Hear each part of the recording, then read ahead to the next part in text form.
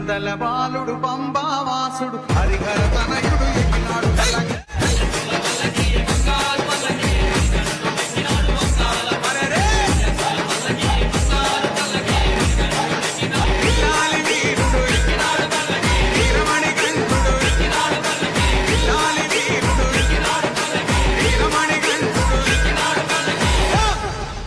పందల బాలుడు పంబావాసుడు హరిహర తనయుడు ఎక్కినాడు పల్లకి.